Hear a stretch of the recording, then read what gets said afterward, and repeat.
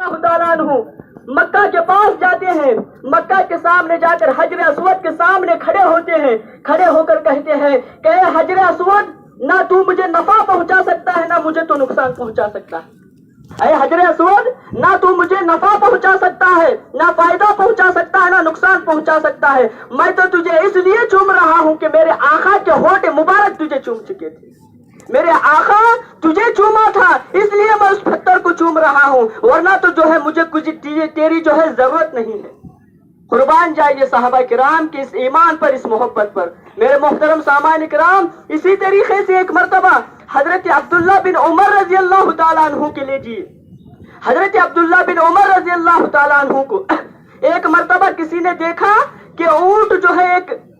ریگستان کی ریتیلی زمین پر گول پھر رہے تھے، اس کا جو ہے گول پھر کر جو ہے اونٹ کو جو ہے پھرا رہے تھے، تو کسی نے پوچھا کہ اے عبداللہ بن عمر، آپ جو ہے اس اونٹ کو جو ہے ایسا کیوں پھرا رہے ہیں، اس کی وجہ کیا ہے پھرانے کی جو آپ جو ہے اونٹ کو گول گول پھرا رہے ہیں؟ تو حضرت عبداللہ بن عمر رضی اللہ تعالیٰ عنہ فرماتے ہیں کہ ہمیں اس سے کیا مطلب، ہمیں اس سے کیا غرض کہ جو ہے میں کیوں پھرا رہا ہوں؟ میں نے تو ایک بار میرے آقا کو عمل کرتے ہوئے دیکھا تھا، انہی کے محبت میں میں آج یہ عمل کر رہا ہوں،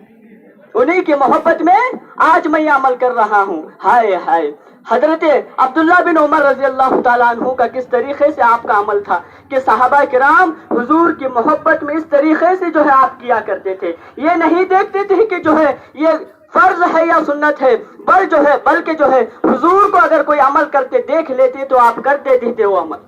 عمل کو یہ نہیں دیکھتے تھے کہ جائز ہے یا ناجائز، حضور کو اگر کرتے دیکھا تو آپ جو ہے کرتے ہوئے دیکھ لیتے تھے۔ میرے محترم سامعین کرام، اسی طریقے سے میں آپ کو ایک اور بات بتاتا چلوں کہ جو ہے حضرت ابو بکر صدیق اور حضرت عمر فاروق رضی اللہ تعالیٰ عنہ کا یہ واقعہ غور بار بار سنا ہوگا، لیکن ایک مرتبہ کا واقعہ ہے۔ حضور فرماتے ہیں کہ یہاں پر محبت کس کی زیادہ ہے، یہاں پر محبت کس کی زیادہ ہے؟ حضرت ابو بکر صدیق اور حضرت عمر فاروق، دیگر صحابہ کرام بھی موجود ہیں۔ حضور فرماتے ہیں ہمیں جو ہے کچھ جنگ کے لیے جو ہے کچھ سامان کی ضرورت ہے، کچھ ہمیں جو ہے روپے پیسے کی ضرورت ہے، جاؤ آج جو ہے تمہاری محبت کا جو ہے آج تمہاری محبت کا وفاداری بتانے کا ٹائم ہے، آج تمہاری محبت کا جو ہے محبت کتنی مجھ سے کرتے ہو محبت بتانے کا ٹائم ہے۔ تو تمام کے تمام صحابہ کرام اپنے اپنے جو ہے حیثیت کے مطابق کچھ مال لے کر آتے ہیں۔ اسی طریقے سے جو ہے حضرت عمر فاروق اس دور میں جب آپ بہت پیسے والے تھے، بہت امیر تھے، اس وقت جو ہے حضرت ابو بکر صدیق بہت غریب تھے۔ ایسے عالم میں حضرت عمر فاروق دل میں خیال لاتے ہیں کہ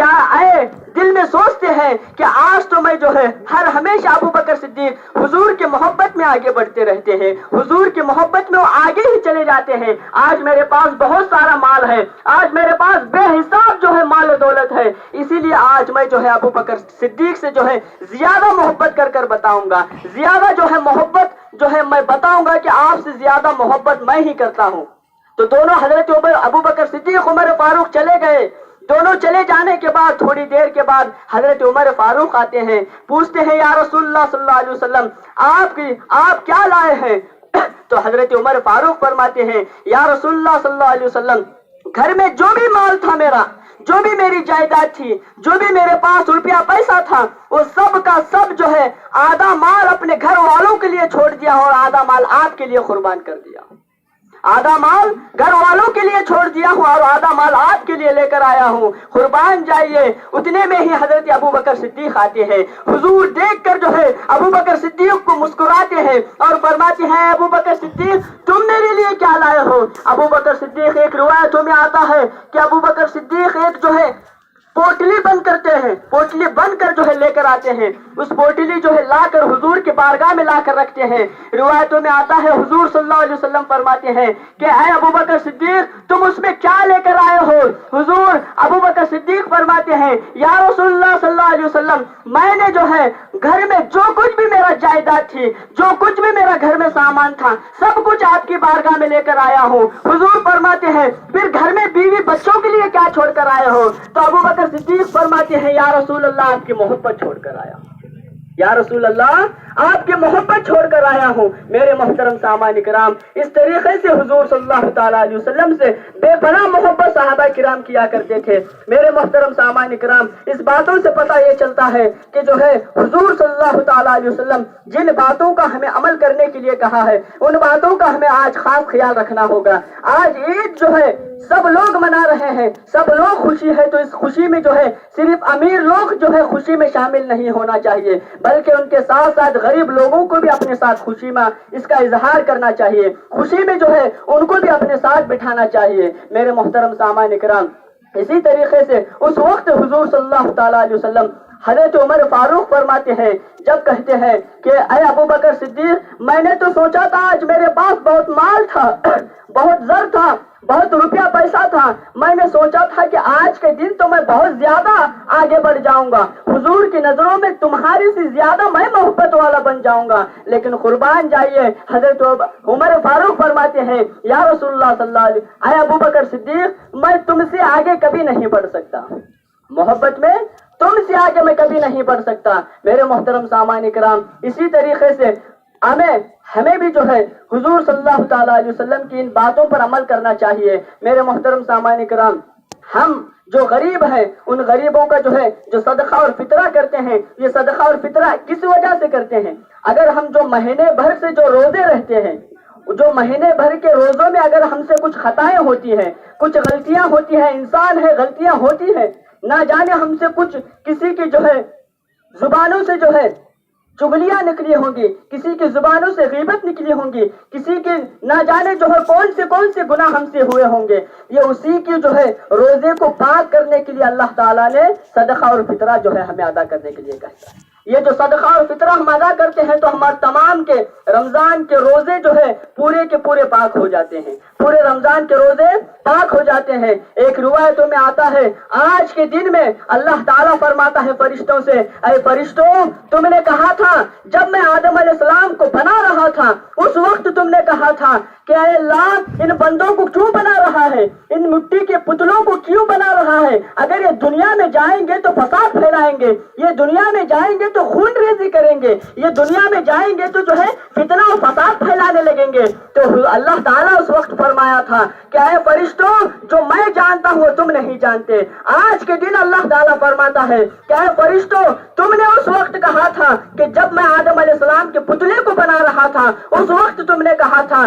کہ ان بندوں کو کیوں بنا رہا ہے، تیری عبادت کے لیے تو ہم ہی کافی ہے۔ تو اس وقت جب کہا تھا تو آج کے دن یہ تمام مسلمانوں کو اکٹھا دیکھ کر، یہ تمام مسلمانوں کو خوشی مناتے دیکھ کر، یہ تمام مسلمانوں کو عید الفطر میں یہاں پر عیدگاہ میں آ کر جمع ہونا دیکھ کر اللہ فرماتا ہے کہ اے فرشتوں، دیکھو